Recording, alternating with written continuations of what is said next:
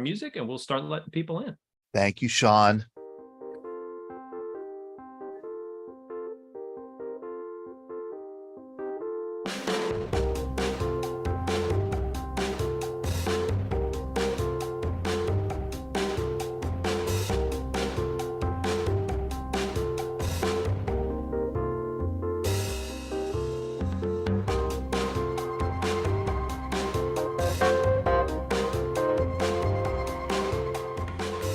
Hey, good evening, everybody.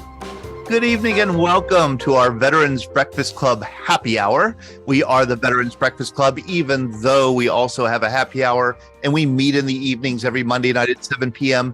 to have conversations about the military experience, past and present. My name is Todd DiPastino. I'm the executive director of the Veterans Breakfast Club. We're a nonprofit that has been around for 15 years, ever since I was 42 years old. Where we invite veterans to come and share a little bit of their history, a little bit of their stories. And we also invite non-veterans like me to come, ask questions, be inspired, and be educated. And we've been doing it for 15 years in person and online. Online, we meet once a week, every Monday night at 7 p.m. We like to reserve one night a month, if we can, for what we call open conversation, in which we try to bring in a larger number of people to share a diverse number of stories and also just have open conversation about the topics that you'd like to discuss. And tonight, we have many fascinating people and a lot to talk about, and I want to get into it. I am a historian, as many of you know. And so for that reason, I do want to note that it is the 60th anniversary of Martin Luther King's famous "I Have a Dream" speech given in front of the Lincoln Memorial in Washington, D.C., for the historic March on Washington. And although the March on Washington of 1963 had nothing to do directly with the military or veterans community or war, indirectly it most certainly did, because civil rights became an issue 100 years before the March on Washington with the Civil War and emancipation. And the original March on Washington was slated for July 1941. A. Philip Randolph, civil rights leader, union president of the Brotherhood of Sleeping Car Porters, he had planned on a March on Washington to guarantee non-discriminatory practices in war hiring.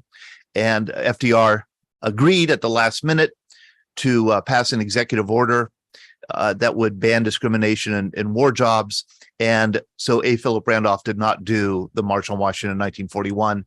It was done then in 1963. And what followed the next year was the historic Civil Rights Act of 1964. And I would also go on to say that the civil rights movement was really absolutely propelled and shaped by the Cold War. Absolutely, the Cold War was the essential context for the success of the civil rights movement. But that's a whole nother area of conversation that we could get to some other time. Tonight, I want to say hi to Sean. He'll be the wingman tonight. How are you doing, Sean? I'm doing great. How's everybody doing this evening? Good to be back. Yes, good to be back, and it's good to be back together again. And it's always good to acknowledge our sponsor, Tobacco-Free Adagio Health. We're very grateful for them. I also noticed that they sponsor, get this, Sean, I was listening to the Pittsburgh Pirates. Have you ever heard of them? They're a local baseball team here in Pittsburgh. You've heard of the Pittsburgh Pirates? Yes, that's right. They don't win super often, but they still do play the games. Right. And Tobacco-Free Adagio Health was advertising. They were one of the sponsors of the Pirates. So Tobacco-Free Adagio Health, they provide underwriting for this program, VBC Happy Hour, and they have been doing so for a couple years. And they provide health, wellness, and nutrition services and support throughout Pennsylvania and West Virginia. And Tobacco-Free is their program dedicated to preventing and reducing tobacco use, to educating Americans about the hazards of tobacco use and smoking, and advocating for policies for healthier places to live, work, and play. You can find out more at tobaccofree.adagiohealth.org. That's tobaccofree.adagiohealth.org. And if you're looking to quit smoking, you could check out their quit line, 1-800-QUIT-NOW. That's 1-800-QUIT-NOW. We have a few events coming up that I want to make note of. Next week, which is Labor Day, Monday night, 7 p.m., we're having a program like we're trying to do this year, really working hard to get Korean War veterans to come in and share their stories, veterans of the forgotten war. And next week, we're going to have Nars Khalifa, who served in the Army with a fascinating story. He'll be joining us from California, and Jack Keep, who served in the Navy during the Korean War. They will come on and share their stories. That'll be Labor Day night, Labor Day evening, 7 p.m., Monday, September 4th. We have a packed schedule for September and most of October also, but especially September. We're having several special online, a lecture by yours truly. I'm giving, we're traveling to Vietnam for the third time. The Veterans Breakfast Club is with 20 travelers. Deb Bussinger, I think you are on this evening. She'll be joining us, one of the 20 travelers. And I'm going to do a series of probably a 5-part series on the history and culture of Vietnam. I spent years teaching this course at the college level, and thought I would give kind of a, general fun introductory survey course in the history and culture of Vietnam, focusing on such things as Confucianism and how Confucianism determines the traffic patterns in Vietnam, among other things. That'll be Thursday, September 7th at 7 p.m. I'll talk for 45 minutes, and then we'll just have a conversation about Vietnam. That'll be Thursday, September 7th. We also have a special event that we just put on the calendar for Thursday, September 21st at 7 p.m. This is International Peace Day. This is a UN holiday. We decided to have a program that day on just war theory. Several weeks ago, you'll remember Greg Yost did a very good but very brief kind of overview of what just war theory is. In other words, is war always just? What separates just wars from unjust wars? And what rules? Can we even have rules for warfare? This is an important philosophical and religious discussion that's been going on for thousands of years. Greg Yost is going to going to present on just war theory. And then our own Ben Wright, who is with us here this evening, is also going to come in and comment. He'll be a voice of veterans. He's a Vietnam veteran himself and a retired Episcopal priest, both, who is going to be brushing up on his just war theory to join us and discuss it on September 21st. But we'll send out reminders about that. Sean, I also want to let people know about the new Lioness episode. Yes, thank you. For those of you who don't know about this new mini-series podcast that the VBC is producing, we brought back Darius Summers, who's a documentarian who did the documentary Lioness that was released in 2008. That chronicled several women who were a part of a lioness team on the Army who were in Iraq, who ended up in combat despite the combat exclusion policy. When Paramount Plus, a current streaming, one of the streamers now, released their new series called Special Ops Linus, they kind of failed to pay homage to the real lionesses. So we started this as a way to get the truth out there. It is a phenomenal podcast, and I'm not just saying that because I'm a part of it. It is wonderful conversations between Darius Summers and Shannon Morgan, Shannon, who being one of the original lionesses. We have other lionesses who joined throughout the last 5 episodes. And the current episode, which was just released today, included Navy Captain Lori Manning. She is a policy expert on laws governing women's participation in the U.S. military. We are taking the story throughout this mini-series from the lionesses to the Marine FET teams, to the cultural support teams. We're bringing on experts. We're bringing on the people who started the program with Lioness, like the Army captain who invented the Lioness program. Like I said, I will put the link to this podcast in the chat. Give it a listen. It's incredible, and it's worth it because it's real history right now that's happening, and we want to make sure to get that out there. Sean, would you say this is the most popular podcast series or group of episodes that we've published in the past 3 years or so? Quite possibly, yes.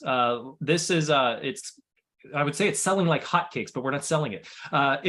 It's over 500 downloads in the first 4 weeks, which is pretty incredible. And I think part of it is that people are watching Special Ops Linus. They're getting interested in, what is this real? Is this based on a true story? And as they start to research it, they find our podcast because we're the only ones in the country that are talking about this, which makes it really special for VBC and also really special for the lionesses that are involved in it. So they know that, their real story is getting out there. Such a cool project. Okay. So wonderful. Hey, Bob Connor, how are you? I'm doing great. You are not doing great. You're in the hospital. Be honest with people. Yes, I am in the hospital right now. I was supposed to get discharged today, and they did more testing, And they said, well, we're going to delay until tomorrow till we see the test results. So that's the plan. I tell you, Bob Connor has one of the most inspiring stories I've read in quite some time. He's a Vietnam veteran who served in the United States Air Force in security forces. Larry Woods, one of your fellow security forces members here. And I read an article about Bob and was just blown over by what he's gotten himself into. I wasn't surprised when I got an email from Bob today saying, hey, I just want to let you know that I know I'm going to come on your program tonight, but I just want to warn you that I might be in a dressing gown in a hospital. And I said, oh my gosh, Bob, no, don't worry about it. We can do this some other time. He said, no, I'll want to do it. My daughter will bring an iPad. So Bob, thank you so much. I said it was above and beyond the call of duty. And I'm very grateful that you're joining us because I've been talking about you here locally in Pittsburgh and talked about you last week also, as you heard. Because you're a Vietnam veteran who posted this reference on a Google Earth discussion board about a mass grave near Ben Hoa Airport. Yes. And you got this is in 2017, I think it was, or 2016. And you got a note from a Vietnamese military official. Yes, it was a former NVA soldier. He spotted the posting on Google Earth. I'm not quite sure how I was able to pick it up so quick, but in any event, and I later found out he is a member of the Communist Party, but that's beside the point. That's no issue. He's still a very good friend of mine. In the meantime, though, he did find the post, and the post simply read that at this particular point is a mass grave of approximately 150 buried on February 2nd, 1968, as a result of the Tet 68 offensive. And it appears when you pull up Google Earth, it appears when you go in Google Earth rather and bring up Ben Hoa Air Base, you look to the far right-hand southeast corner where the perimeter road goes from east-west direction to a north-south. Right on the corner, on the inside of that corner, is where the grave is located. On the map that you're seeing, or the picture that you're seeing right now, it's just beyond the pool of water that you see. Wow. On the inside of that turn. Wow. And there are several others out there. We later found, well, anyway, that's the grave that got it started right there. And I tracked down Marty Strones, who was my commanding officer at the time, and later found out during the conversations of asking him and sort of pleading with him to go with me back to Vietnam at their invitation, Vietnamese invitation. And because of his job, he hesitated, but he still went through with it. And he has a top secret clearance. He doesn't want to jeopardize it. So he has to report everything to the Department of State and Department of Defense anytime he has conversations with military. But in any event, he agreed to go back. And he also told me at the time he had a sketch of the map and knows exactly where it is. I said, okay. I said, get ready. I said, because I'll let him know, expect to get an email. And we went over in March of 2017, March 17th. We had to leave on March 22nd. We still didn't find it. We were totally depressed, but they found it on April 13th, ironically a Friday. And we got an email right away that they found 80 of the 80. They later in time, around the June timeframe, they identified 12 of the 80 through through photographs and mail and artwork that the Vietnamese soldiers did on themselves. So that's how it got started, was right there. And I thought we have several Vietnam veterans on the program here in the Zoom room with us. And I'm sure many of them are familiar with mass graves. These are graves that Americans or allies dug to bury the Viet Cong, dead MVA. There were always way more dead MVA and Viet Cong than there were Americans or South Vietnamese soldiers. They were buried and then kind of forgotten, I think, for the most part, by service members like you who came home and started their lives. Bob, two issues here. Number one, you're helping the enemy or the former enemy recover remains. And number two, you're going back to Vietnam to do it. As somebody who leads these tours of Vietnam, I know that you could divide Vietnam veterans into two groups: those who are willing to go back and those who will never go back. Have you gotten any kind of blowback or criticism from your fellow Vietnam veterans over this work?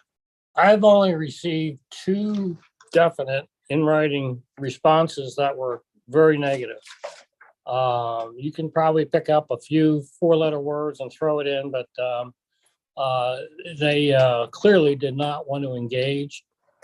They expressed more about the battle that they were in and what they had to do at the time, and had actually no remorse at all for them and or their families. I look at it from another perspective. You mentioned that, I went over to help the Vietnamese find them. I went over to help the Vietnamese families.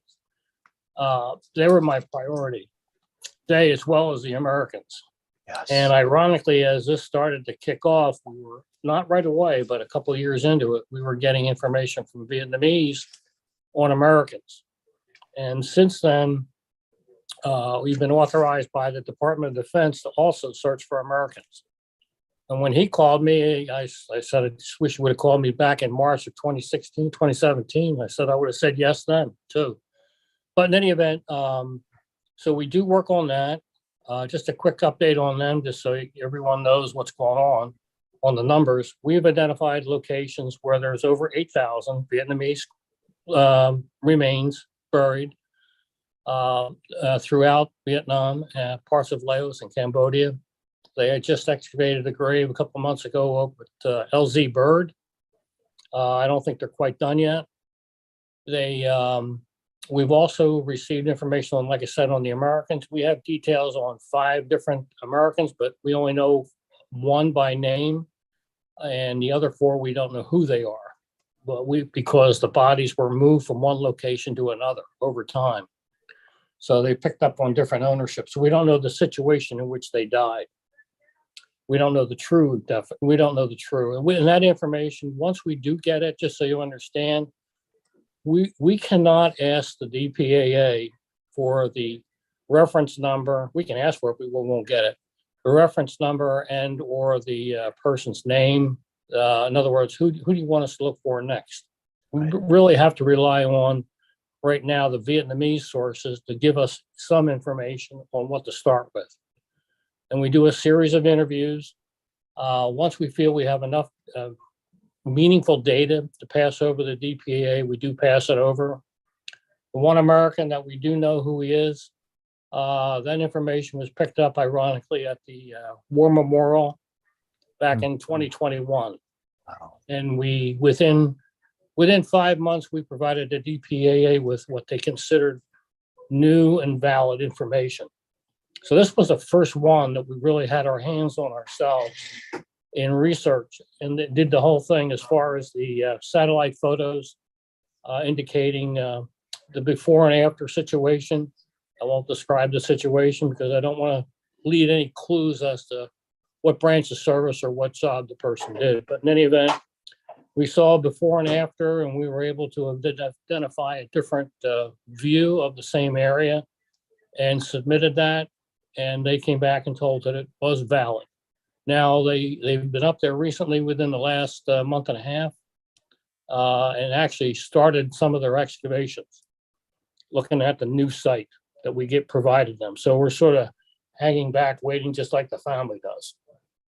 We don't get any information until after the family's notified.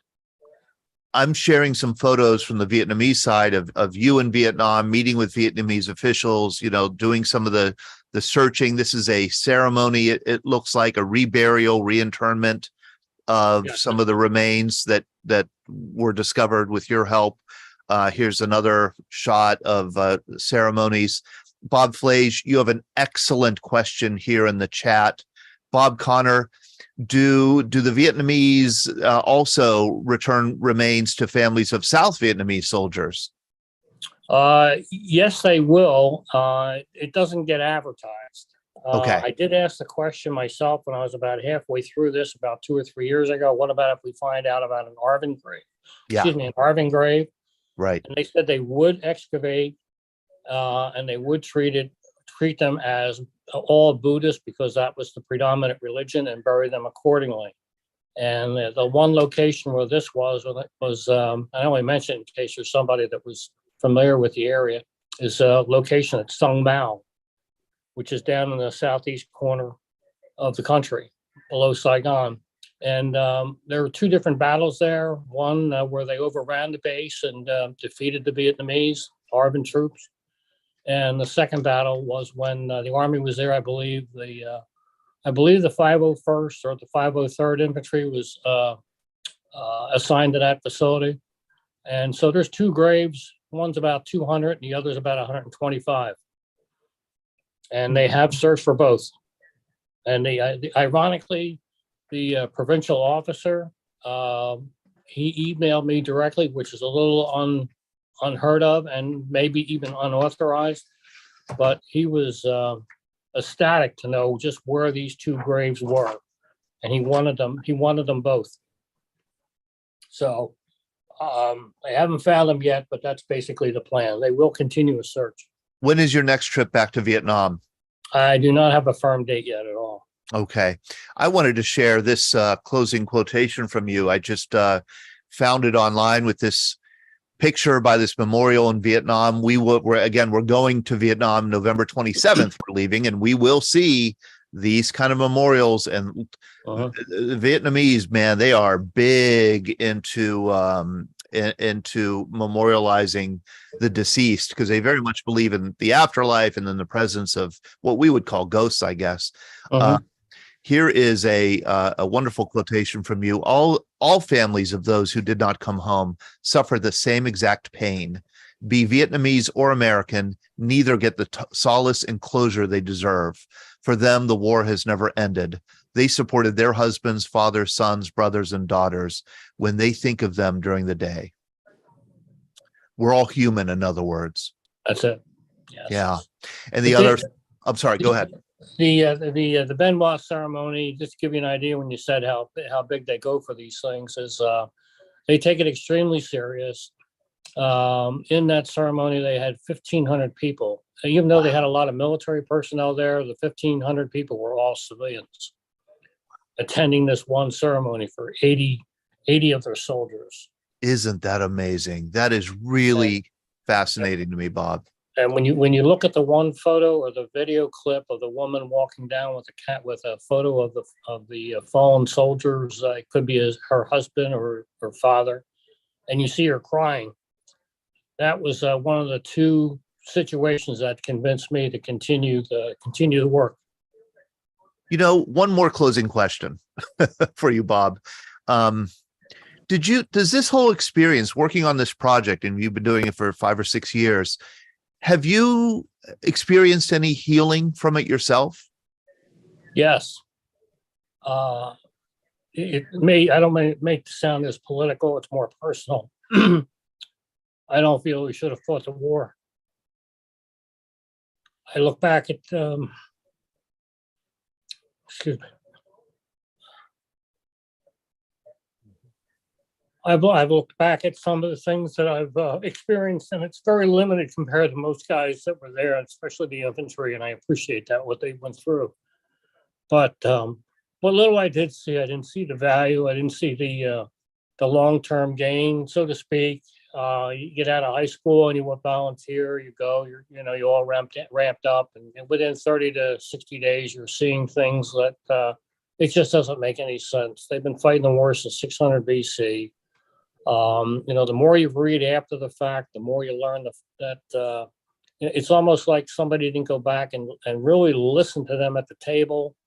And that really goes for both sides, but predominantly the American looking at the Vietnamese history with the history of the kings and so forth, and going back that far to appreciate their point of view. I'm not in favor of the Communist Party. Right. That's not my thing. Right. But that's what they chose. That's what they wanted to do. And I don't feel that after being there, I didn't think that we should have interfered with it the way we did. Bob, Steve Foreman, thank you for putting this in the chat. I was thinking of you too during this conversation. Steve Foreman from Long Beach, California, a member of the 9th Infantry Division. He traveled to Vietnam with the Veterans Breakfast Club back in 2018. We have the privilege of traveling with Steve Foreman. Steve was able to go back to where he fought a horrific battle for which he received a Bronze Star for Valor. And his memories of a mass grave. Steve, I was thinking about this when Bob was talking. Steve would like to know how he might contact you to pass along. You can certainly give him my email address. Okay. Not a problem. I'd be even willing to give my cell phone number if you want. Okay. Whatever you think is appropriate, the most direct contact, but I'll respond immediately. Wonderful. And I think we'll be able to pinpoint exactly where that grave was, because Steve, thank you so much for offering that. Yeah, thank you. Hey, Steve, when are you moving back to Pittsburgh from Long Beach? Hey, I just made reservations. Okay, good. I'll see you soon then in Pittsburgh. Very good. So Steve, what battle is Steve referring to?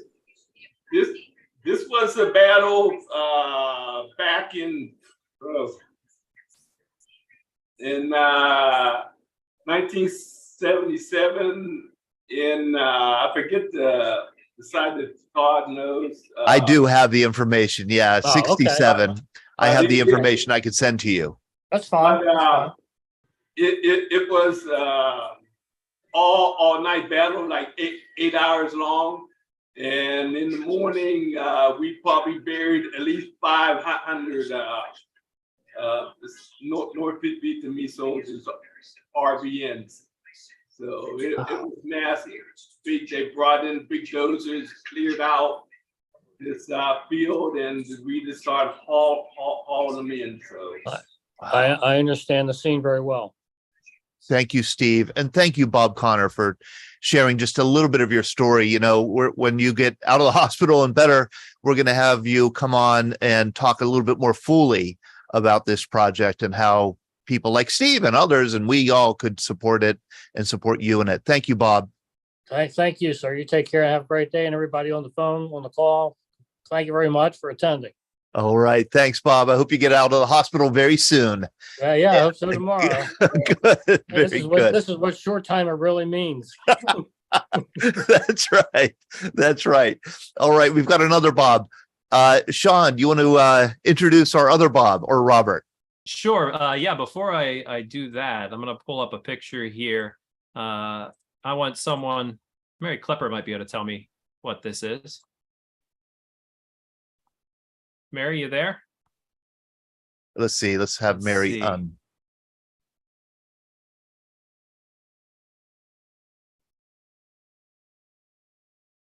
It might.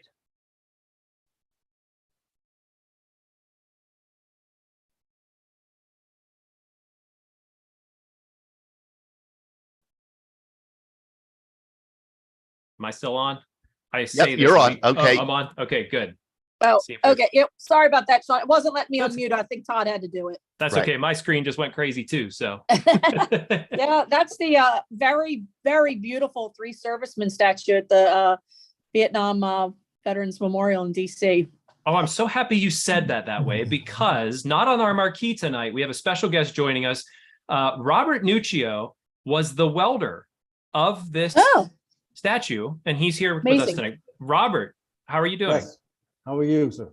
I'm great. Robert, we've chatted about this statue several times on VBC programs. All of us agree how beautiful it is. But please tell us, how did you become involved in welding this amazing work of art? Well, I had been a welder in various places, developing my craft as a kid. And when the company that I was working for shut down and moved away, I retained this job here, welding in an art foundry, and it was all bronze mostly. And suddenly I got these parts coming across my table, an arm, a leg, a head, a torso, and until I finally asked what we were doing, because it's going to be pretty large, you know. And they told me it was going to be the Vietnam Memorial Statue. And what did that mean to you? To be honest with you, I didn't know much about the Vietnam War. I had a brother-in-law that was in Vietnam, and we spoke about some of it while he was there, and that's about all I knew of it until I started to ask more questions and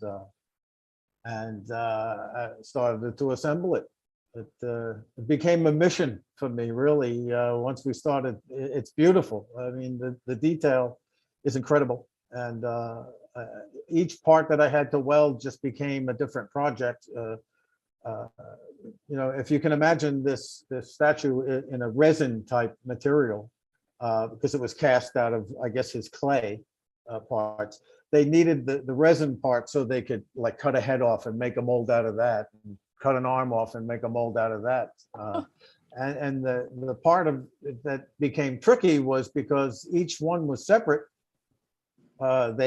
Because of expansion and contraction in these ceramic molds, they were different. They just didn't fit together perfectly, so they had to be cut and relieved and bent and pushed and shoved into place. And then, of course, I would tack it in place. And when we were ready, I completed the weld, all the way around the arm. But it was 38 pieces. This particular statue. And you mentioned something about TIG welding. What is TIG welding? TIG welding is my very favorite, by the way. It's a form of welding where you torch.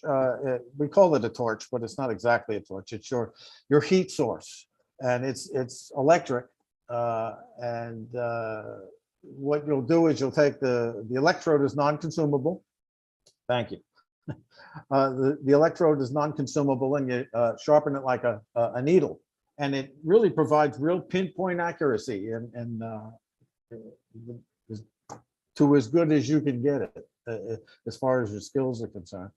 And it's a very clean and beautiful welding. I could literally sit there in a tuxedo and not get there. It's a beautiful, but it's perfect for these artwork that these people bring to have, bronze pourings of their statues. Brad brings up. Yeah, I'm sorry. Here we go. We had a countdown to see who's going to bring this up. Brad Washaball, Okay. you won the contest. Brad said in the chat, a machine gunner normally would have carried the ammo with the pointed end of the bullets away from his body. A small point about the statue. Robert, you have a story of this. You're on the air. Yes, I know.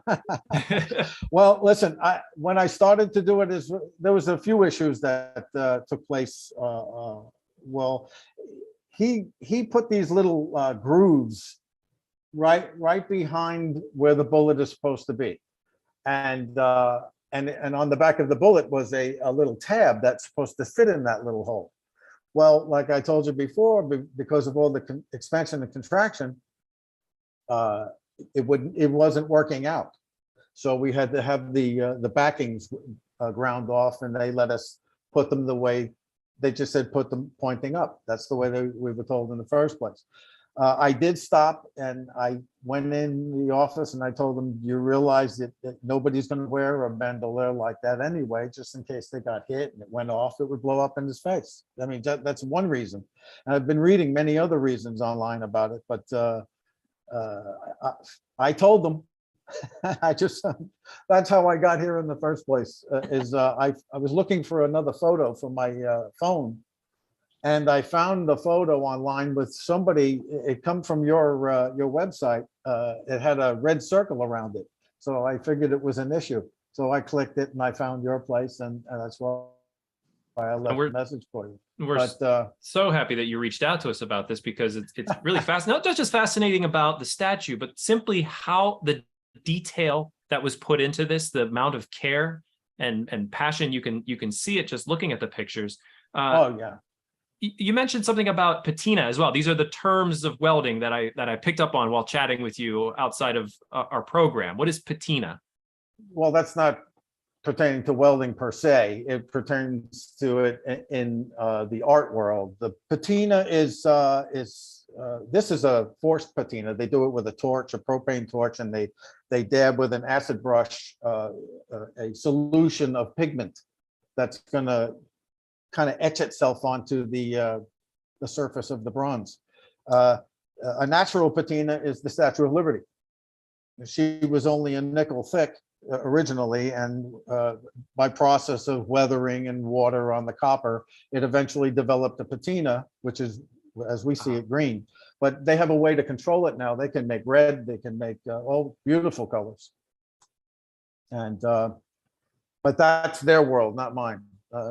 I just was fascinated with how everything was made there anyway, through the Mary? lost wax process. Excuse me? Oh, sorry, Mary had her hand up. Oh, this is the first time I'm ever hearing where the artist, the designer, was different from Exactly. the welder, the final maker, your creation. I had no idea. I really thought it was the same person. I had no clue. And then the other thing, and I don't know if somebody might remember or if you know, I believe only one of the models was an actual soldier. Is that right? No, there was 5, I believe. There was And, 5. Okay. None of them were Vietnam veterans. They were veterans, but not Vietnam veterans. Okay. Maybe it was the one was Vietnam just veterans active or something. I'm not sure. I can't remember. But here is me and the artist. Oh, cool. That's Frederick yeah. Hart. Let me Now, did you- spotlight you, Robert. Yeah, Hold on. let's spotlight Robert and have him hold it up close there. Okay, there's you and the artist. Hey, you had long hair. Oh yeah, I was a hippie. Did- I was a child of the 70s, guys. Right. Did you weld the women's memorial as well? No, I did not. But I'll tell you what I did do. There was a couple of 18-inch desktop is what I called them.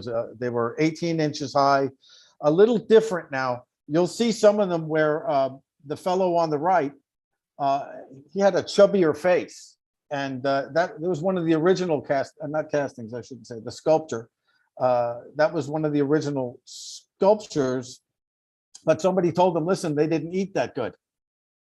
They looked too well fed. So you're gonna have to. So he did, and what you got is what you see. Because if you look around, you'll find them. You'll see these little statues with the guy on the right. His face is a lot chubbier, and all of them had a bit more weight on them, and it obviously was not correct. So he eventually finished that. So what else do I got? Robert, I'll show you. what does it take to create something like this so that it lasts forever? This is, where it's going to be there for, as long as the I would say United the States is bronze. around. Yeah. I would say the bronze. Bronze statues. They're everywhere, and they've been there for years, and they stand the test of time. Cast iron, of course, wouldn't work very well. It would rust away in no time. Excuse me. Here, I'll share this picture with you, though. This is one of the. If you look in the middle on his belly, you can see that's where one of the welding joints was, the upper torso to the lower torso, and he's the only guy on the base right now. I don't know if you can see that. Okay, so the other guys here's one guy back here. I think this is that resin one that I was telling you about earlier. That's the one that they cut up to make molds for each and every one of the parts, the 38 pieces.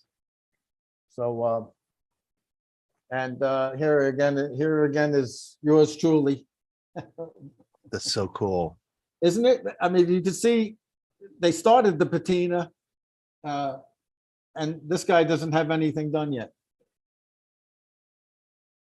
And really neat. They recently updated the statues and kind of ruined some of the coloring, right? I think so, yeah, because I don't remember the boots being black. Now, I could be wrong on that. I just don't recall offhand. But as I said earlier, the original statue was the darker olive drab, as you corrected me earlier. That color. Yeah. And this, they have, it looks to me like it's more today's Army uniform that they colored. I don't know. Like I said, it went from olive drab to Disney, as far as I'm concerned. And I should let people know that you've had a long career as a welder, as an industrial union welder. You weren't Yes. involved in art welding, which is a specialty, No. except for this really 1 year early in your career. Yeah, I just it was happenstance really that I walked into the place and there it was. It started. I did a few statues and things that from other artists and whatnot, and then like I said, these parts started to come across my desk, and first in repair, sometimes in a pouring and a casting, the material doesn't come out so great, and I would have to rebuild it and give it to the other guy to grind off and give the texture and whatnot. It's quite a long process. I think we started in February and we were really cutting it close by October. I think the 8th, is it? Oh, that's right. We all got one. Can you see this? Yep. Okay. We all got spotlight? one of these. All right, that helps me. Yeah, I'm trying to get there you go. We all got one of these signed by Frederick Hart. These are available on their website to buy, I think. But we all got one signed by the artist, Frederick Hart. And yeah, but answering your question, yeah, I was waiting to get into the steam fitters apprenticeship program in New York City, and but I was welding at this foundry, and again, it was happenstance. I'm not. It's a thrill for me. It's not. I'm looking for credit for it or anything like that. It's. I was trying to answer a question. That's why I reached out to you all about it, and. And as John and I do, we'll just drag anybody into the You show the slightest bit of interest in us, and we'll drag you into the program. I stepped in quicksand. Yeah, you stepped in quicksand, Robert. Here's the thing, though. I don't recall ever hearing or reading that originally the bullets were meant to face the other way properly, but there was this technical problem and a kind of a last-minute switch. Today, my wife and myself were talking about it. She looked it up, and there's various different debates about it. Whether some wore it with one facing down and the other one facing up, signaling the other guys. Or some, I don't know. I wasn't there. Right. But I do want to take a moment to thank every one of you that have gone there. This statue has been an opportunity. Excuse me, I get a little emotional myself. An opportunity for me to kind of break the ice. I'm not really a guy that does that, but I always say, hey, can I show you something? Can I show you? And it kind of breaks the ice and gives me an opportunity to thank over 5,000 of them by now. I really appreciate what you did, regardless of whether we were here. We should have been there or not disrupting what Bob said. I actually agree with him. But I just wanted to thank as many of you as I can possibly thank for going there. Whether you were supposed to be there or not, you were there. And that matters to me and my family. My son's in the Coast Guard now. And I thought you were wearing a Coast Guard hat.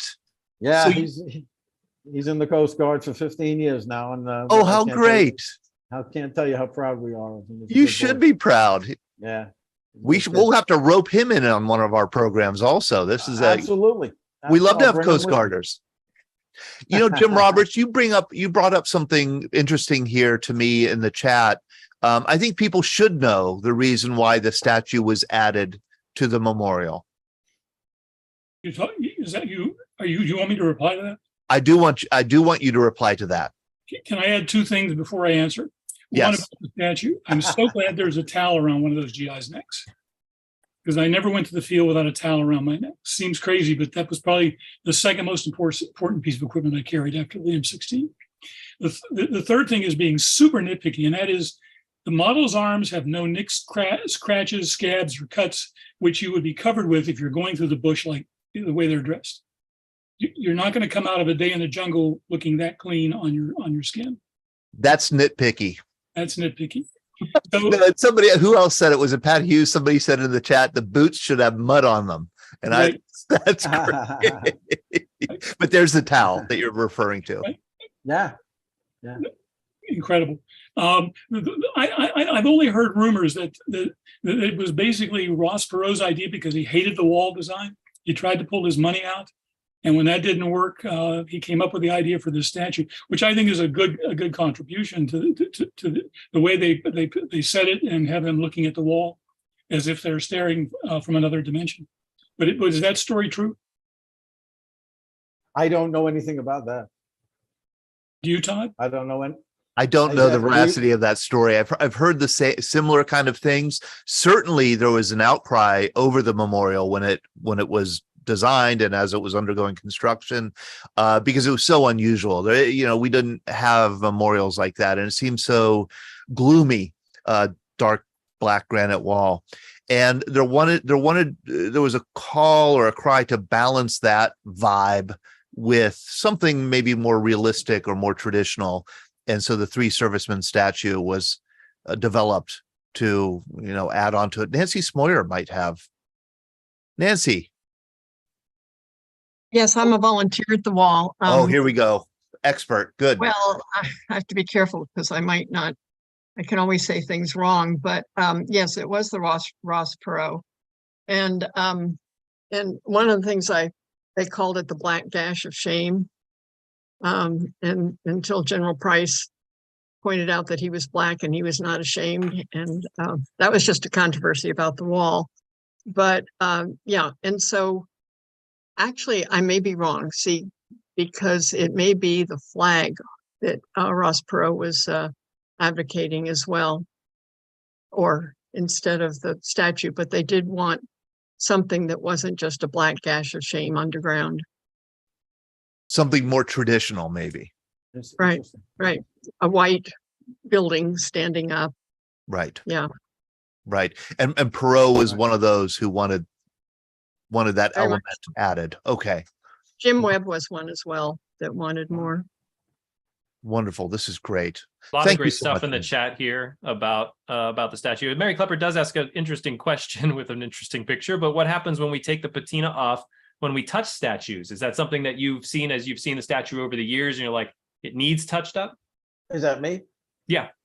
Actually, no. What they do, see, I was able to walk around the entire shop. I did learn quite a bit in there. When any of the statues like that, especially if they're going to be outside, they're coated with beeswax. And beeswax and naphtha, they used to mix together, and then they were able to brush it on. And it literally makes it waterproof for a while until the elements get to it and a good hot summer. But then they'll have to repoint that with the beeswax. But that if you're touching it after the beeswax is gone, I'm going to try to answer your question. Listen, we all have alkaline in our fingers, from our sweat and things like that. Our acids will do a number on. I'm sure everybody remembers helping mom polish the silver. You put your fingerprint on it, and sure enough, it shows up the next day. So all of these metals have I'm going to just use the word flashpoint when it comes to patina or copper pipes. Your copper pipes turn green, they turn brown. They turn all kinds of colors, and most metals, the non-ferrous metals like brass and bronze and copper and things like that, they have their rate of patina just like steel has rust. If you get what I'm saying. So Robert, Mary also asked, have you done any other statues since? no, I only worked there for about a year. And then I went on to the steam fitters, and I was welding pipe most of my life. But like I was saying, there was a couple of those 18-inch size. I want to absolutely tell you about those. They were 18 inches high and whatnot. There's about 3 bronze ones that I did before I left. And I also did 2 pure silver that I welded as well. Now, I was told that one of them is in the Smithsonian Institute, and the other one they gave to Reagan. Because he dedicated the statue, and I guess he was the president at the time. And I believe my brain would tell me that it's in his library in California. So, but I've even called there. I would like somebody to take a picture of it for me. I've tried to tell her over the phone, but she never responded to me. So, but they're out there, pure silver. Robert, thank you so much. And we know you have a ton of pictures that probably nobody's ever seen about the development of the statue. So once you're able to get those copyrighted and digital, we'd love to have you back, and we can maybe dive in a little bit further into the real intricate details of you welding up the statue together. Yeah, they're pretty interesting. I got a couple, I think, where I just started to put the bullets on, and I stepped back and took a picture of it. And so the rest of it doesn't have it on there. So, but yeah, once I get that taken care of, I will absolutely show them to you. And Robert, you may not know this, but we have something called the VBC Magazine that comes out every quarter, and we send it to about 8,500 households and distribute about 7,500 more. I think this would make a wonderful article for VBC Magazine. I don't know. I just think it would be a neat follow-up to the little piece that we did on the bullet direction on the three servicemen's statue.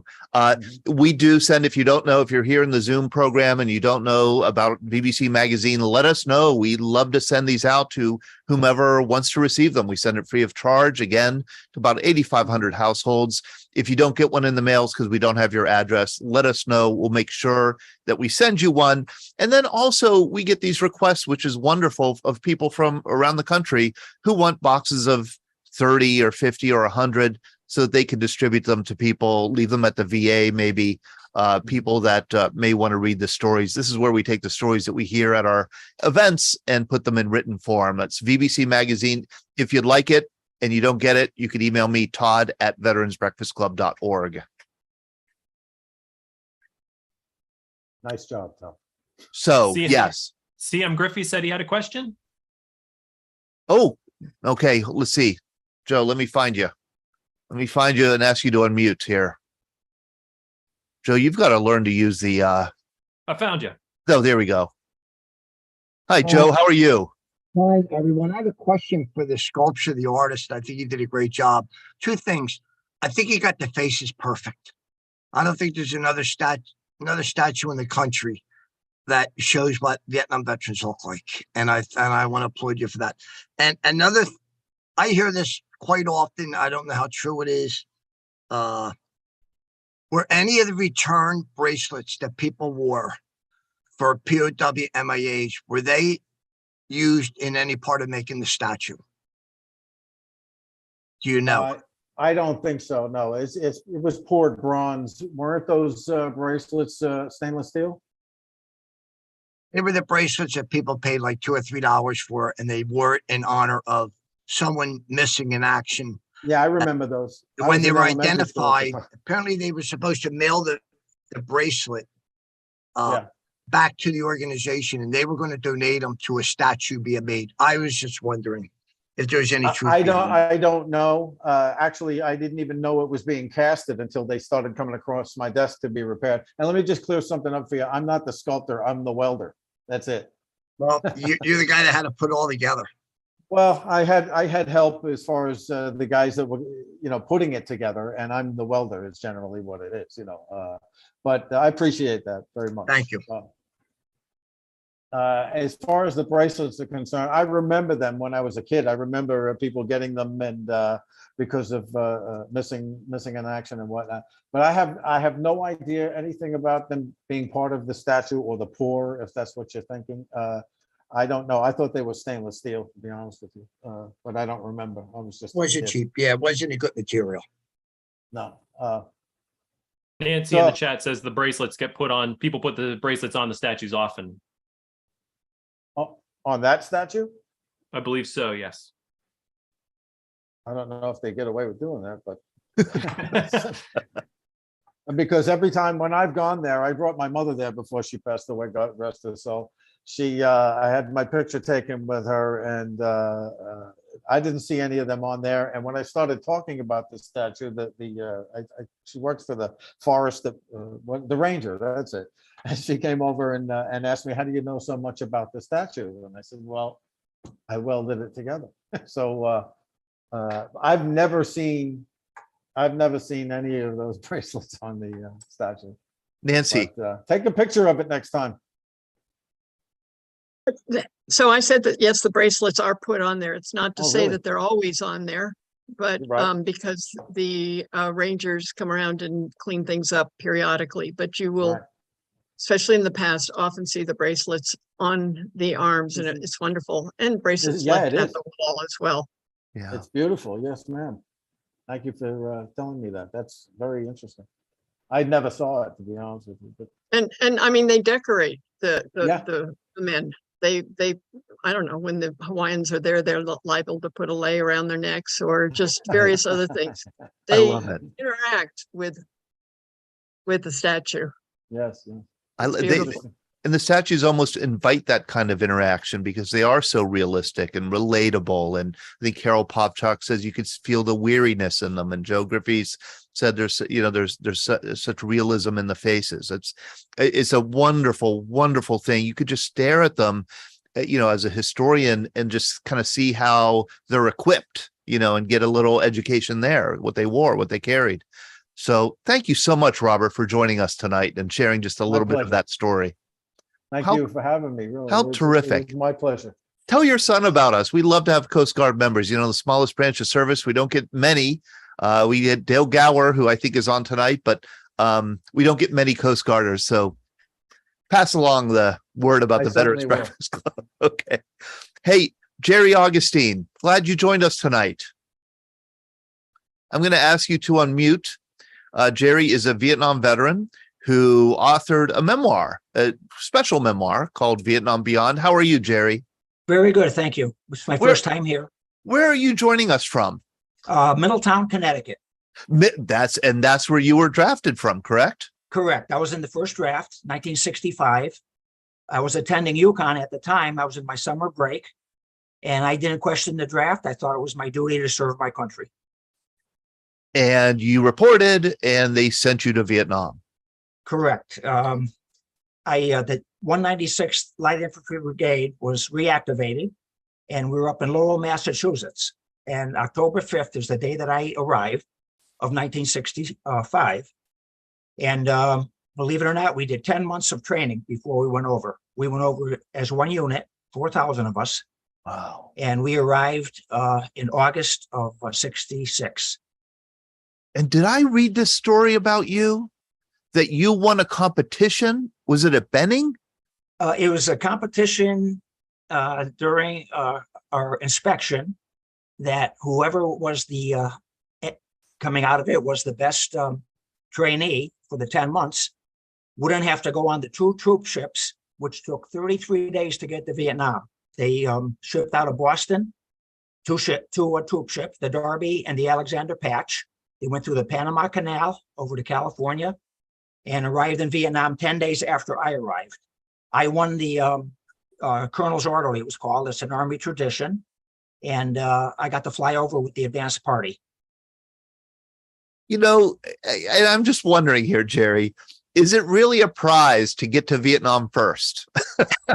It wasn't, because I was put in a pub tent and I had to wait 10 more days for my unit to arrive.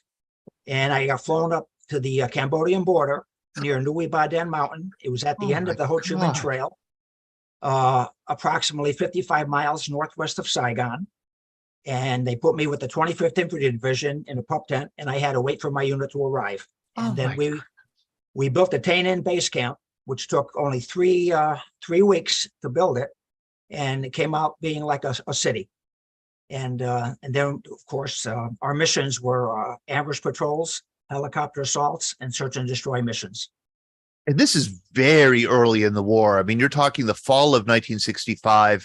This is when the troop buildup was really taking off, just starting to take off.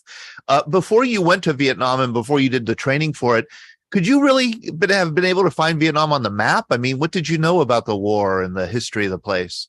Well, we didn't leave for Vietnam until 6th August of 66. That's when we arrived. Okay. But no, and while we were training, we were told that we were going to do police action in Santo Domingo for the whole 10 months. And then one Friday night in July of 66, we formed on the parade field on the formation. And then we were told we were heading to Vietnam. And that was only a week before we left. And what was your tour like? Well, I had 3-day passes to go home. I only lived 120 miles south of Lowell, Massachusetts, And on one of my 3-day passes, my mother says, Jerry, you ought to take a camera with you to Vietnam. So I reached over on the counter and I grabbed an old 1949 Brownie Hawkeye camera, and I carried it in my canteen pouch. There it Like is. this. There it is. Carried it in my canteen pouch for my whole tour in the jungle. And I took 200 photos while I was in combat. I was a combat infantryman. You're a combat infantryman and you're taking photographs. I carried it in my front canteen pouch. I have 3 canteens on my right side.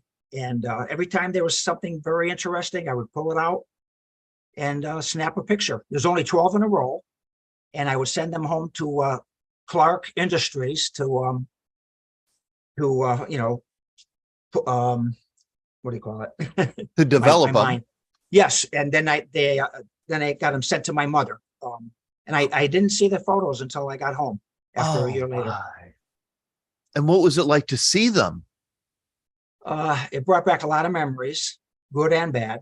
Yeah. Of course, your brothers over there, when you train for 10 months with the same fellas, and then when you're over in Vietnam, and if you lose someone, Yeah. it hit you like a ton of bricks, because we became brothers. Yeah.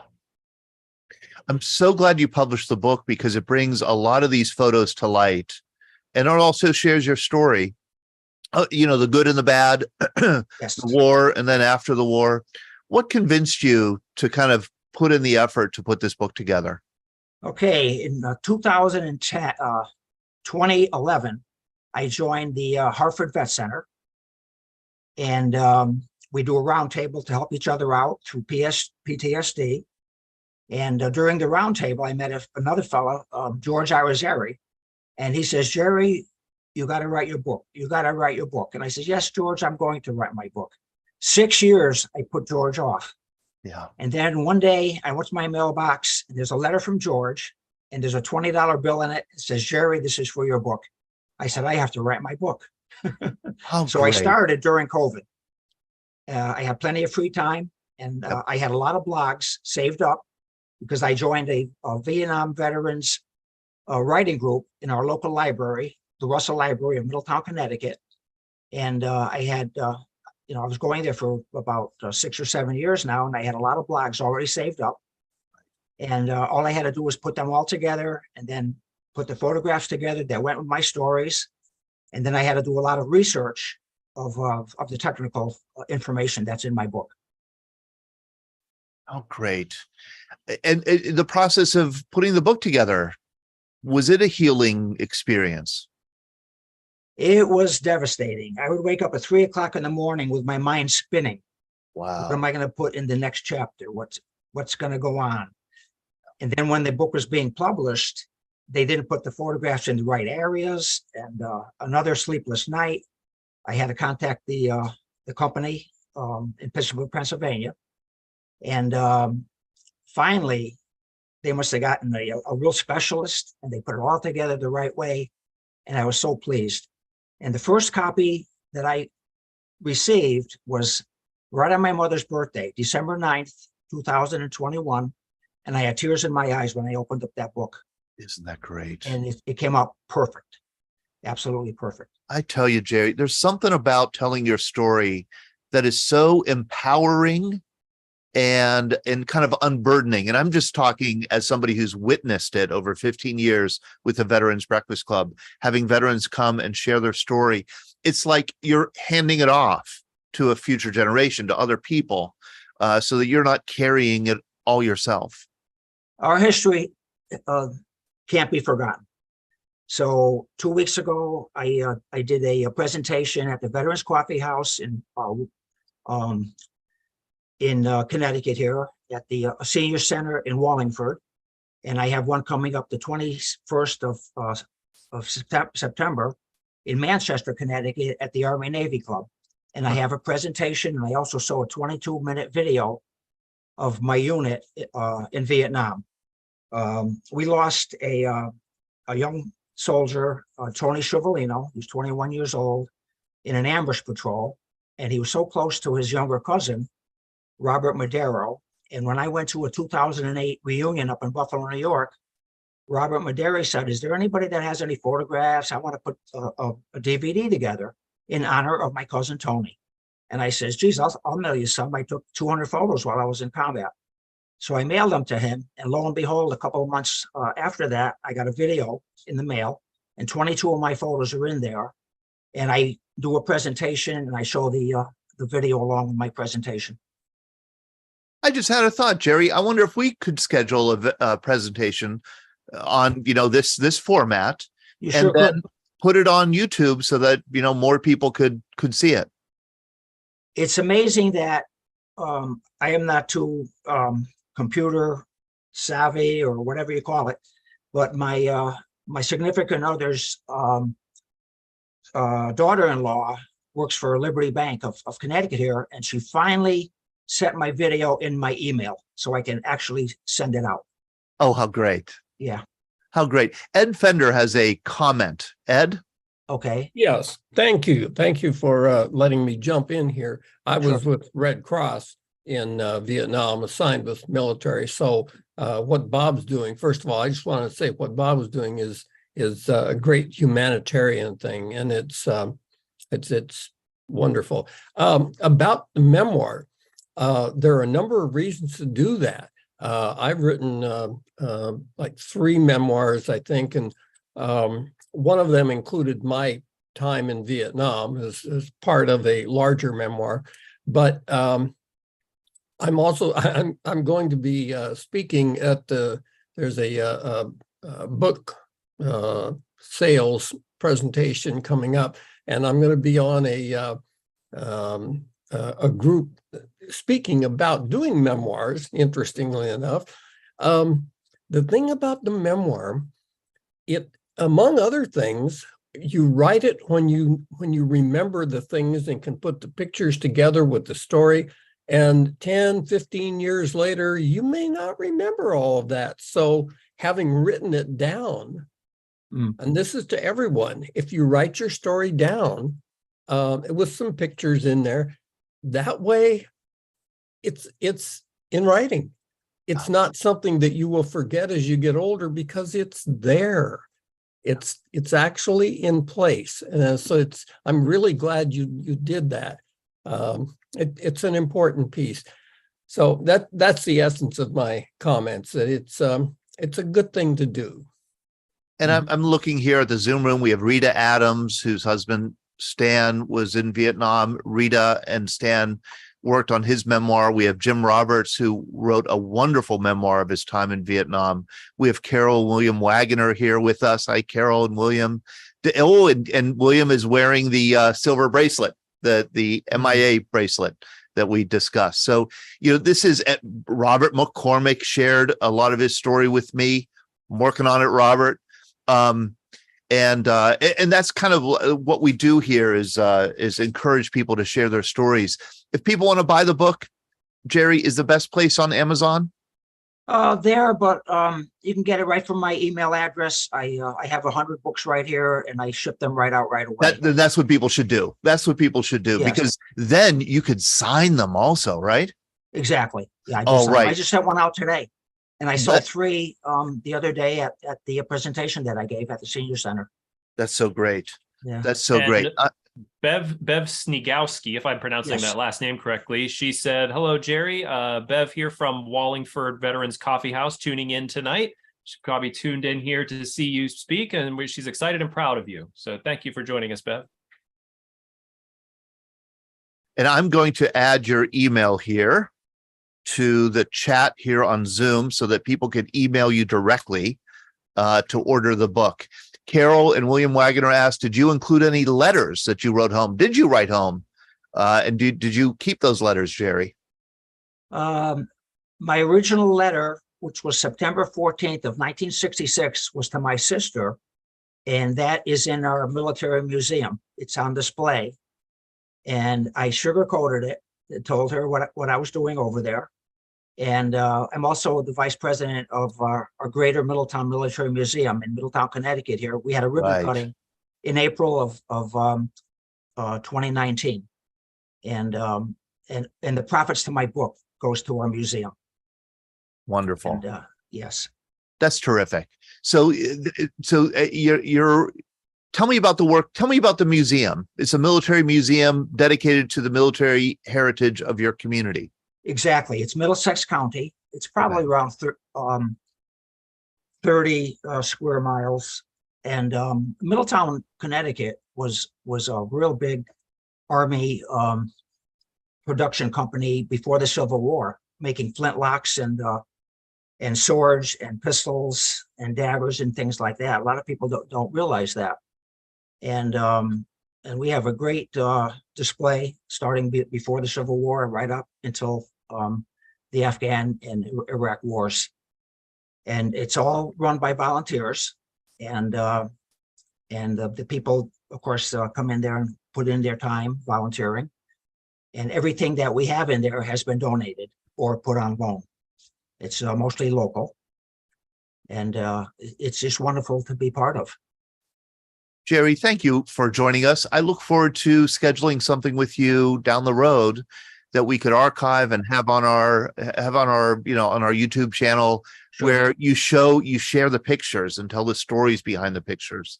I think that would be really cool for us really great addition for us. I'd be happy to do that. I just want to mention one thing. When we were there, we were sprayed with Agent Orange, of course, at the beginning when it was being sprayed.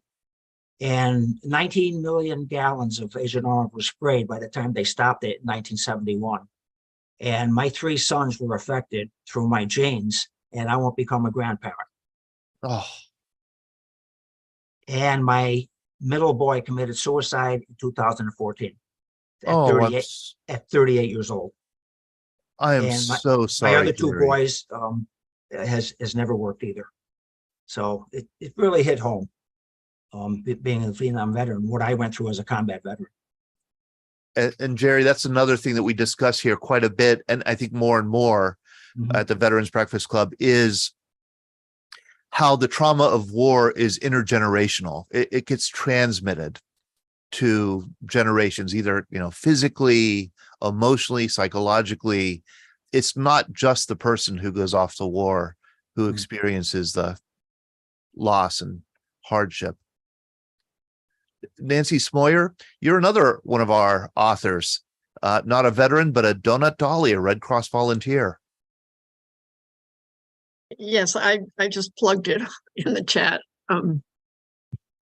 group too, because he mentioned letters. Were letters included? And my book has a lot of my letters home in it, as well as emails that I have written back and forth to veterans on email groups, and lots more.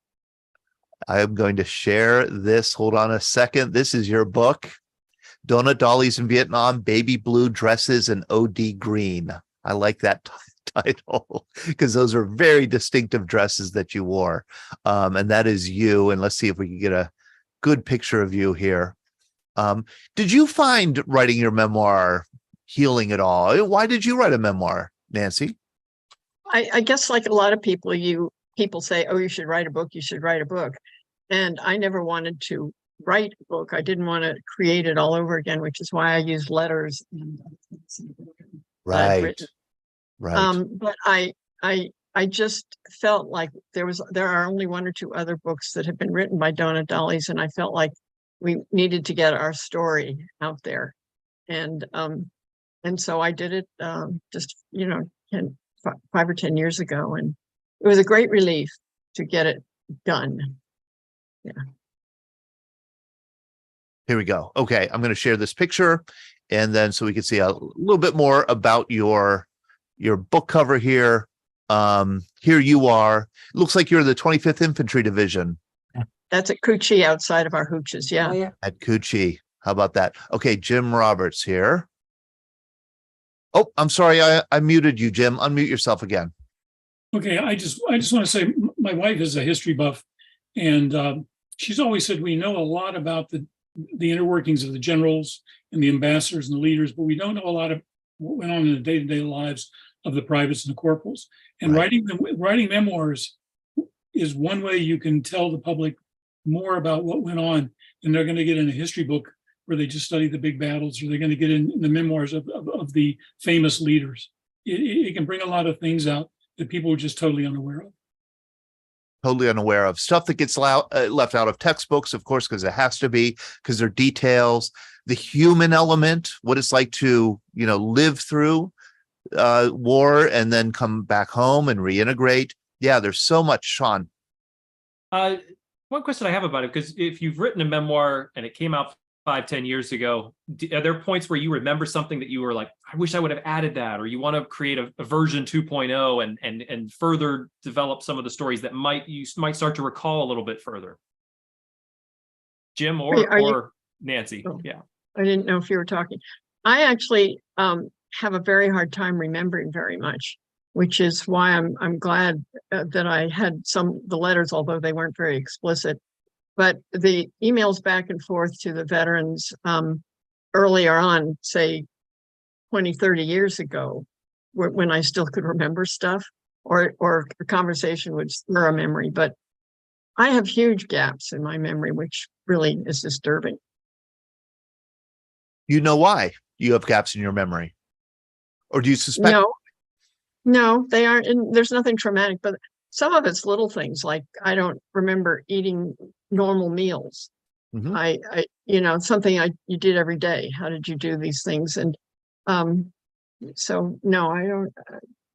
I mean, I guess part of it's age, but there just are a lot of gaps. Ed Quittrell, you're 101 years old. You are a World War II veteran. You're going to be coming to Pittsburgh, it looks like, in November. You're in North Carolina. You flew 65 missions as a P-47 pilot. Did you ever consider writing your memoirs? I've been asked hundreds of times, why don't I write down? And I say, I've been interviewed 100 and some times. And so anything that I have to say is available for people to read. It's been to the Congressional Library. It's been on TVs. It's been in papers. So my story is no different than a lot of other veterans. I just did what I had to do. And it's not that interesting, believe me. I will have to disagree because I've read some of those accounts and listened to some of those interviews. And my thought was I was going to take the information shared that you have shared over the years on those platforms and kind of write it up in your voice for our magazine down the road. Of course, sharing it with you before we publish it, just make sure every single detail is correct and just as you want it to be. If you approve it, we'd love to share it with your permission. I'll talk to you about that, but you have a lot more vision than I do about them. So I have been enthralled listening to all these people in Vietnam. I have to tell you, I have very little information about Vietnam. And it's a war that more people should know more about. These people are heroes. Yep. They're the forgotten people of this country. And my heart's out for everything they did and for what they're doing now to share this with the American people. It's great. Oh, great. Julia Parsons, how are you? I'm fine, thank you. Did you ever want to write a memoir about your World War II service? You're 102 years old. You were a Navy Wave codebreaker. I never really thought about it till I was listening to all the people who are writing books. They've all been so good. Maybe I agree with the last speaker when he said, that thought's gone from my mind. If I put a $20 bill in the mail to you, will you write your memoir? Maybe that's great. That's what it'll take. It happened to me. How great. I have not seen Mark Spirdigliosi for a while. Mark, it's very good to see you. How are you doing? You could unmute and let us know if you'd like. Oh, here, I'll ask you to unmute.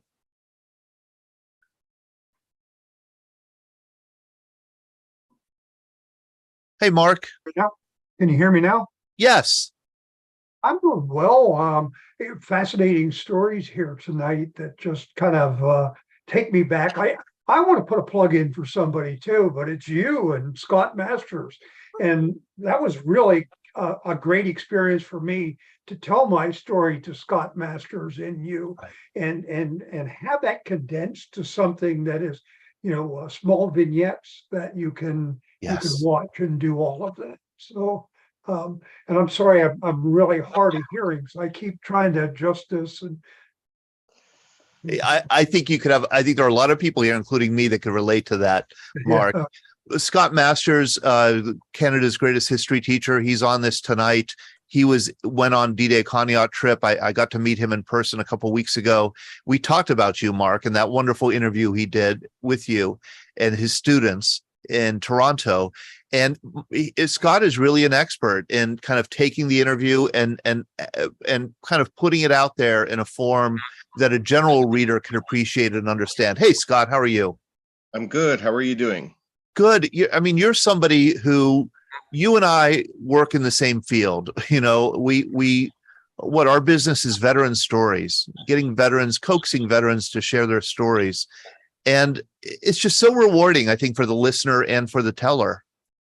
Absolutely. I think it's also a fantastic experience for my students. They get to hear something and just meet somebody and to learn a story that's totally new to them.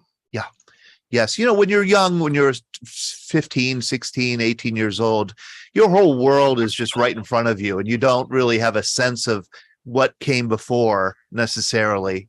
And I think these kind of interviews, these kind of conversations are a great way to connect young people to those who came before. Absolutely. And they get to hear some incredible stories. I know that we had a fantastic session with Mark going back a few years ago. Edwin, Julia, it's great to see so many of these people. And it was awesome being able to meet you and Edwin just a couple of weeks ago, or less than 2 weeks ago. Terrific. Hey, we have some time here. We have about 8 minutes left in our, here we go, Joe. I knew you'd have something to say. Joe Griffey's here from Ocean City, New Jersey. Unmute yourself here. I'll ask you to unmute again. Just to step back a few minutes. Can you hear me? Yep, absolutely. Okay, great. Talking to Robert with the statue of the 3 soldiers at the top of the hill in Vietnam, a thought came to mind when we put a statue up, our Vietnam Veteran Memorial Wall in Philadelphia that we lost 648 veterans from. We built a statue to Philadelphia's only, I went to high school with him, Michael Crescents, and there was an argument over whether the statue go to the VA hospital name for Michael, or it should go to the Vietnam Wall in Philadelphia. And it got my vote to go to the wall because the president of the Vietnam Veteran Wall said, and this will be very true about the memorial in Washington, 50 years from now, people will stand in front of the wall and they can turn to their left and know what we look like. Those 3 statues will let the people know what the names on the wall look like. And I think that's the living testimony of what the welder and the artist did with those soldiers. That's it. I just wanted to add that. That's wonderful. Thank you. Deb Bussinger, I'm going to ask you to unmute if you would like to you put an interesting request to Julia Parsons here in the chat. Debbie works at the MAPS Museum in Ohio, Military Aviation Preservation Society. Yes. Ha! I got it right. Yeah. And you do wonderful work, just like Scott Masters and me. You're interested in interviewing veterans, and you have not interviewed Julia. No. Are you able to hear me? Because my camera's not working. Oh, yeah, we hear you. Okay, good. Okay. And by the way, you're coming on the Vietnam trip with us. I am. We're so excited. We got all of our payments in this week. We're all done. We're all ready to go. Did you get your shots? Yeah. I have typhoid and hepatitis A, and I think I'm going to get hepatitis B. The VA suggested. So. Okay. Very good. Very good. Yeah. This is great. I don't have my passport yet. Ooh, yikes. Yeah, yikes is right. No, but I'll get it. I'll get it in time. It's still August. But yeah. So you want to interview Julia? Do you have an oral history collection at the museum? Oh yes, we do. Yeah, and I think I've interviewed 95 people, Oh and my. probably 65 or 70 are up online. Not every on the Library of Congress. If you look up my name, Debbie Bussinger, or the Maps Air Museum, sometimes it doesn't show up, but so it's some of the interviews I've done are up there.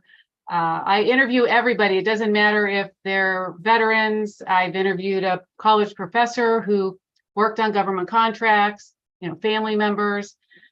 Rosie the Riveter, who it was her last, was her hospice wish to get interviewed. So she came in, and it was just like, it's not enough to just do an interview. So we had the University of Akron College of Engineering, women in engineering students come in and attend her interview, but also have a whole day of events and lunch and everything else, and then watch her interview. So yeah, we try to do it right. Isn't that great? Yeah, and hope I'm planning on retiring in January, February, so I will get the opportunity to do that more. So you'll be doing this in your retirement. This will be kind of like that's my retirement. That is my plan for retirement. How great. How Yeah. terrific. Thank you, Debbie. Thank you very much. And if you want to be connected with Julia, you can let me know, and I hope we could make that happen. Yeah, I would love that. Do we have I know Ron Giunta was back on, but I don't know if you have audio, Ron. Let's see here. Here we go. Okay. He's No audio. No audio. Bit of technical difficulties on Ron's side. Dang. Anybody else have anything to bring up, to ask, to point out? We have a breakfast tomorrow morning in Bethel Park. Oh, here we go. Jim Jameson. How are you, Jim? I'll be seeing you bright and early tomorrow morning at our breakfast in Bethel Park.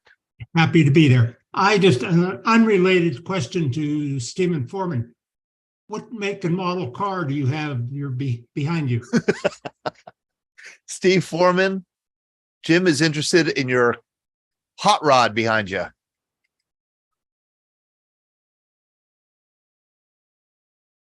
Maybe he can just put it in the chat. Oh. Once again, unmute again, please.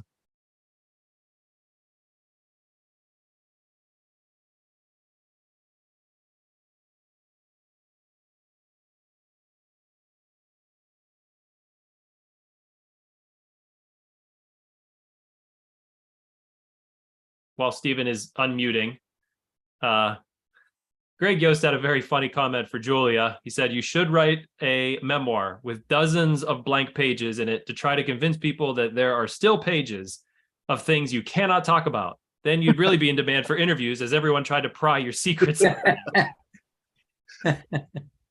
Robert McCormick, how are you? Oh, not too bad. Can you hear me okay? Yep. Okay. This is totally unrelated. I was listening to the CD that you guys gave out for the Vietnam anniversary a few years ago, the 2 CD pack. Recall those? I don't actually. Here, let me. They were music from Vietnam. Okay, yes. Did Rick Weber have something to do with that? I don't remember that. Somebody could. Oh, no. I do remember now. Yes, I do. I know exactly what you're talking about. Yes. Okay. I was listening to them today, and I was thinking of the second CD. It's a lot of very protest music. Yes. Did you ever have any blowback on that? Anybody complaining? No, do you know why? A combat Marine put that together and asked me to include it in the bags. And he didn't, I think not everybody got them, because I think he gave me maybe 50 of those CDs. I remember this now. And John Weidenheimer. And so I added them to some of the bags until I ran out of them. Yeah, I noticed that also. But, these Marines, you just do what they say. That's my policy. Oh, I love it. The one with the war. Yes. I saw him live at a little venue here in McKeesport. Oh, really? Yep. He was performing at a place called the White Elephant. And speaking of McKeesport, I don't know whether it was before I went to the Army, probably after. Dom Nemchek would know where that is. I do know where that is. You know what, Todd, just for Bob McCormick, he should tune into our podcast that we had about a year ago, how the Vietnam War changed modern music. And we talked about the protest songs at length. I did listen to it. Cool. Okay. And I do remember the White Elephant. I don't miss too many. That's good. Good for you. Thank you. Hey, Todd, Stevens unmuted. Yeah. Okay. Steve Foreman, your car. Okay. I was happy coming home from doing some grocery shopping, and I came by a park that was having a car show. And this is an old, I don't know the year, but it's a Pontiac. An old Pontiac I taking a picture of. It's got to be a late 30s, mid 30s Pontiac, maybe 37, something like that. Yeah, something like that. Yeah. And if you can see, you know, back in the day, they would have hood ornaments, and I don't know if you can really see it, but there's this there's a lady like leaning over for a hood ornament. Yeah. And Steve, also back in the day, didn't they chop them? My dad, I think, did that to a car that he had in the 50s. He chopped it, and lowered it. Maybe that wasn't a chopped version of it, but they would take these cars and make them into hot rods, not restore them so much, but chop them. This type, but other, like Fords and Chevys. Right. Oh, yeah. They had a couple. I have, you know, in my photos that I've taken, there's a couple of chopped cars. Yeah. That seems like a lot of work to get less of a car. This is so great. Thank you all for joining us tonight for this VBC Open Conversation Happy Hour. We'll be back next week with Nars Khalifa, who is on tonight, and Jack Keep, Korean War veterans, joining us to talk about the Forgotten War. Some of you are going to be joining us tomorrow morning in Bethel Park for our breakfast at Christ United Methodist Church, and we hope to see you down the road at another one of our online or in-person events if we're not catching you in the next week or so. All right. Take care. Thank you for joining us. Thank you, Henry Shepke, for sticking with us, a 15-year-old who listening to these stories from Madison, Wisconsin. Thank you all. Good night, everybody. Good night, Pat Hughes. Take care. Good night. Good night. Good night.